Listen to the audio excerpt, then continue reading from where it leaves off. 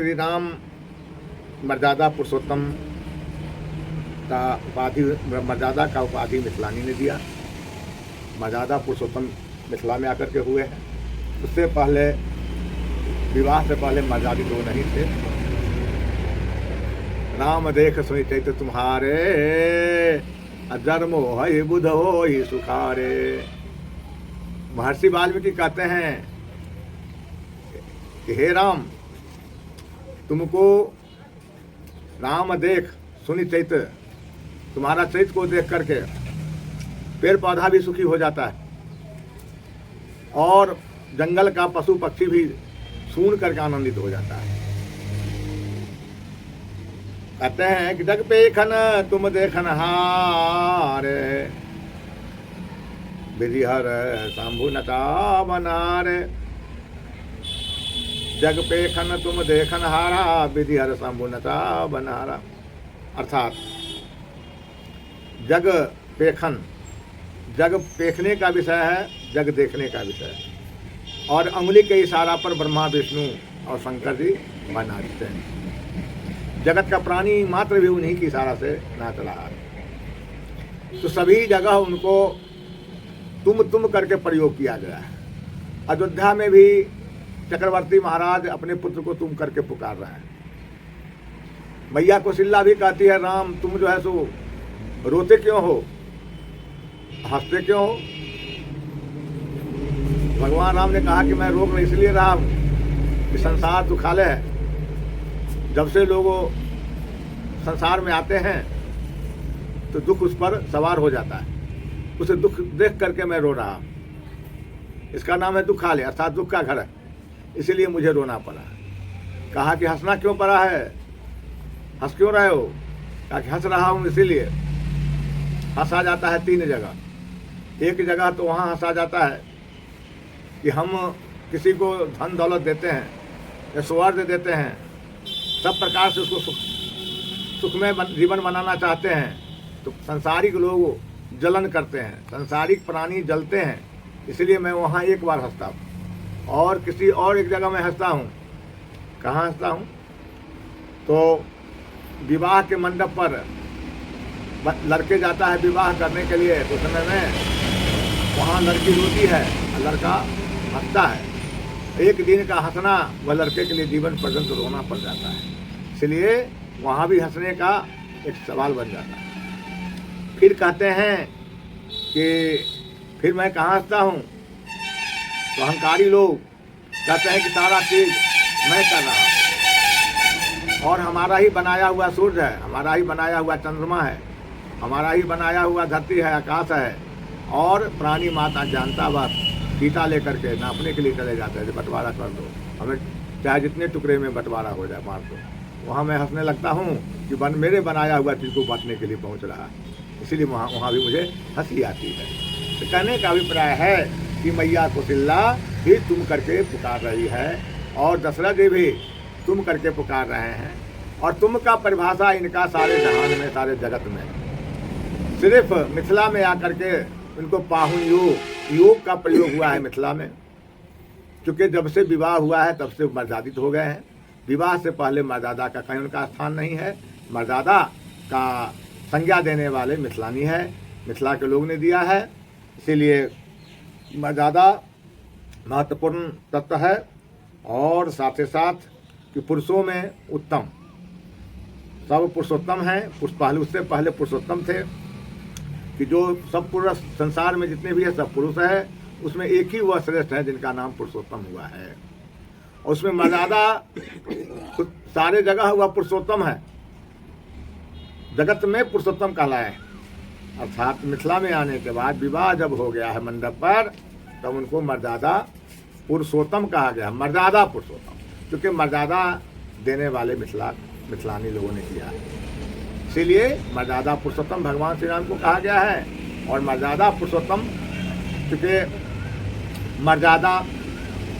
मर्यादा जो सब सुजन है, प्राणी मात्र जो ज्ञानी है, जो जिसको कहते हैं भला मानव, उसे इंसान कहते हैं।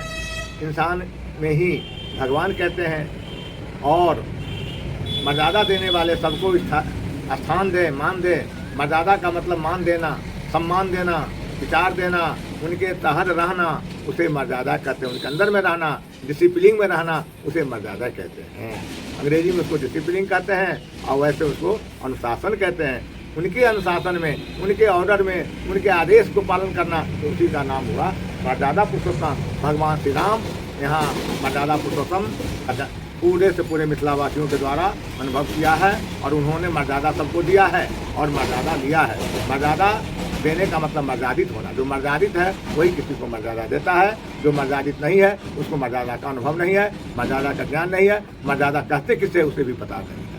इसलिए मर्यादा पुरुषोत्तम भगवान श्री राम को कहा गया है और मिथिला में ही मर्यादा का ज़्यादा महत्व है। आज भी मिथिलावासी मर्यादित हैं और जो भी बाहर के लोग आते हैं देश विदेश का, सबको वह महत्व देते हैं, मर्यादित देते हैं, अनुशासन को पालन करते हैं, उसके मुताबिक चलते हैं। हाँ, क्योंकि अतिथि देवो भव, आतिथ्य देवो भव और अभ्यागत देवो भव, जो भी आते हैं देव समझ करके अपने आप को समर्पण हो जाते हैं। समर्पण होना ही मर्यादा है, आदेश को पालन करना ही मर्यादा है और मर्यादा के तहत जिंदगी जीना ही मर्यादा है। इसीलिए मर्यादा पुरुषोत्तम भगवान श्री राम अपने मर्यादित हुए हैं और संसार के प्राणी मात्र को सबको मर्यादा देते हुए, चूँकि वह मर्यादा पुरुषोत्तम यहाँ से प्राप्ति किए हैं, यहाँ से उनका टाइटल मिला है मर्यादा का, मिथिला से ही टाइटल मिला है। तो उसके बाद वहाँ जब गए हैं गिद्ध के पास में, वहाँ भी गिद्ध के साथ मर्यादित किए हैं, उसके साथ मान सम्मान किए हैं। बानर भालू के समाज में गए हैं, बानर भालू को भी इज्जत करके बैठाए हैं, उनको भी मान सम्मान दिया है, उनसे मित्रता किया है। जहाँ भी गए हैं वह मर्यादा को ध्यान रखते हुए, मर्यादा पर ख्याल करते हुए उन्होंने आगे मर्यादा का उन्होंने वो रखा है।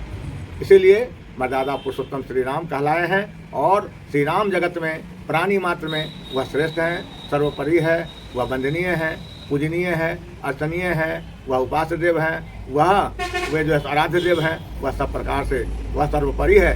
अपने भगवान का भक्त के नज़र में भगवान सर्वोपरि है और भगवान के नज़र में भक्त सर्वोपरि है। दोनों तदात्मक होते हैं, एक दूसरे से जुड़े हुए हैं, एक दूसरे को समर्थन करते हैं, एक दूसरे को वे जो है सो संपन्नता दिखाते हैं। इसीलिए भगवान श्री राम को मर्यादा कहा गया है और भगवान जब मर्यादित हैं, मर्यादा पुरुषोत्तम है, तो उनका भक्त भी मर्यादा को लेकर चल रहे हैं। क्योंकि लीला पुरुषोत्तम और नरोत्तम पुरुषोत्तम, भगवान कृष्ण नरोत्तम हुए हैं, नरों में उत्तम नर हुए हैं। भगवान श्री राम पुरुषों में परम पुरुष हुए हैं, पुरुषोत्तम हुए हैं। जितने भी प्राणी मात्र हैं सब पुरुष है, उसमें उत्तम भगवान श्री राम का दर्जा दिया गया है, स्थान दिया गया है। और भगवान कृष्ण नरोत्तम हुए हैं, जितने भी नर हुआ है सबका श्रेष्ठ मानव है, वह नर है, सर्वश्रेष्ठ नर माना जाता है। सर्वश्रेष्ठ मात्र में उनको नरोत्तम का स्थान दिया जाता है। इसीलिए दोनों अवतारी हैं, दोनों कल्प का जो है सो भेद में दोनों का जो है सो प्रादुर्भाव हुआ है। श्री राम अवतार हुआ है, त्रेता में हुआ है, क्योंकि प्रत्येक त्रेता में श्री राम अवतार नहीं होता है। एक कल्प में 1000 चौकरी होता है, एक मनवंतर में 72 चौकरी होता है और एक युग में जैसे सज्जु हुआ, सज्जु का आयु है 17,28,000 वर्ष। सज्जु का आयु 17,28,000 वर्ष। त्रेता का आयु 12,96,000 वर्ष। द्वापर का आयु 8,64,000 वर्ष और कलयुग का आयु जो है 4,32,000 वर्ष है। जो अभी वर्तमान समय में प्रथम 14 मनुमंत्र में यह स्वयं शंभु मनुमंत्र है, जिस मनमंत्र का भी शंभु मनमंत्र चल रहा है। इस मनमंत्र के अंतर्गत ही रावण का मरण हुआ है और एक मनमंत्र का होता है 30,20,68,000 वर्ष।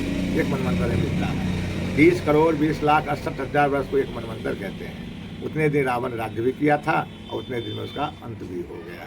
इसलिए 14 मनमंत्र है, कल्प में 14 मनमंत्र बीतता है। तो अभी कलयुग है, इसका जो है तो शुरुआत हुआ है, प्रारंभिक है, ये 100,000 वर्ष हुआ है। कलयुग अभी चलेगा, इसका आयु है 4,32,000 वर्ष।